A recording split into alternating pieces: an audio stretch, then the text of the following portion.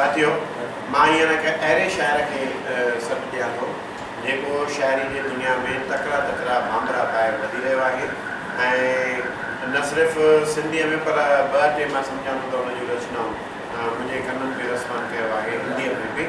ऐं असांजे गुजरात राज्य जे मुख्यमंत्री ने भी हिकु दफ़ो रचना लिखी है ऐं उनजे ख्याल ते बेटी बचाओ तो उनजी जेका हिंदीअ में कविता काफ़ी जग प्रसिद्ध न पर असांजी गुजरात प्रसिद्ध थी चुकी है। ऐं अहिड़ो शाइर आहे असांजो एन.डी. लुला।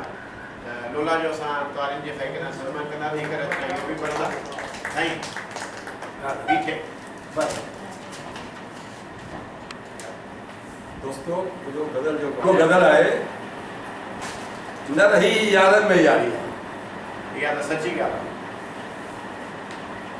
न रही यारनि में यारी आहे, न दोस्तनि में वफ़ादारी आहे, पराए पैसे ते अॼुकल्ह नज़र हर कंहिंजी कान्हे। अरे क्या बात है, हर कंहिंखे पैसो ई खपे। मुक़रर। न रही यारनि में यारी आहे, न दोस्तनि में वफ़ादारी आहे, पराए पैसे ते अॼुकल्ह नज़र हर कंहिंजी कारी आहे। शबाब कबाब ऐं शजरत हर कंहिंजी मत मारी आहे। शबाब कबाब ऐं शजरत हर कंहिंजी मत मारी आहे। कंहिंखे कहिड़ी चिंता सभु कंहिंखे भारी आहे। ख़ुशामन जो दौर खूब फैलियो आहे, ख़ुशामन जो दौर खूब फैलियो आहे, ॿुधंदड़ लाइ इहा वॾी बहारी आहे।